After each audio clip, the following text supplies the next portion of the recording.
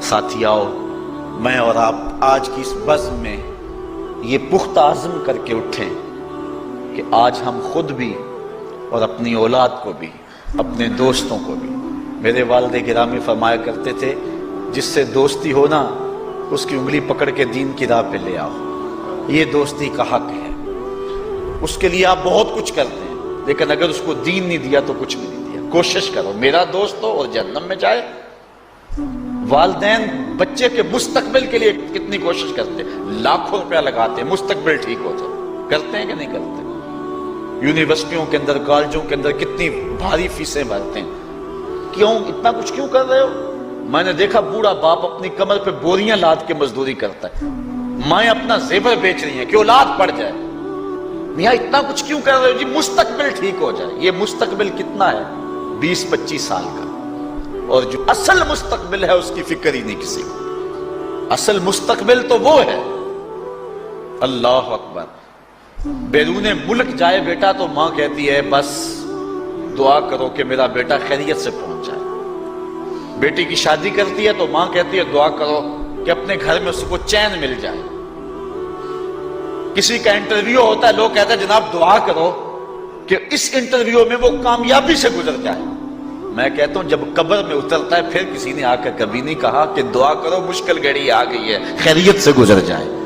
اصل امتحان تو یہ ہے، اگر اس امتحان سے گزر گیا تو کامیابی اور بامرادی۔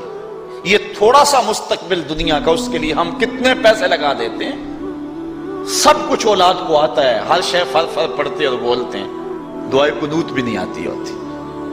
تو ہم اپنی اولاد کے لیے دین کا تحفہ اس کو کبھی نہ چھوڑیں۔ اللہ اکبر، کوشش کریں، محنت کریں۔ حضور نبی رحمت صلی اللہ علیہ وآلہ وسلم نے ان بد عمل واعظین کی بات بھی کی ہے کہ جو لوگوں کو نیکی کا حکم دیتے ہیں اور خود اس پہ عمل نہیں کرتے۔ آج ہمارے کچھ واعظین لوگوں کو تو واعظ و تلقین اور نصیحت کرتے ہیں اور خود نماز میں سخت سستی کا ارتکاب کرتے ہیں، اور جس سے قوم کے اندر نماز میں سستی عملاً پیدا ہو جاتی ہے۔ کوئی عرس کی تقریب ہو، کوئی محفل نعت ہو، کوئی جلسہ ہو، کوئی شادی کی تقریب ہو، نماز کے وقت کا پورا خیال رکھا کریں اور اس بات کا لحاظ رکھا کریں۔ بلکہ ہمارے ہاں ایک عجیب سا فیشن ہے اور عجیب سی بات ہے، میں بڑا حیران ہوا کرتا ہوں کہ عشاء کے بعد جب جلسے ہوتے ہیں نا ہمارے مساجد کے اندر، تو مغرب سے اعلان شروع ہو جاتا ہے آج رات فلاں صاحب خطاب فرمائیں گے، اور پھر جب نماز عشاء ہوتی ہے تو ہمارا نقیب محفل کھولتا ہے لاؤڈ سپیکر اور وہ اعلان کرتا ہے حضرات جماعت ہو چکی ہے، اب مسجد میں آ جائیں۔ یعنی یہ نماز کو ہلکا کرنے والی بات ہے۔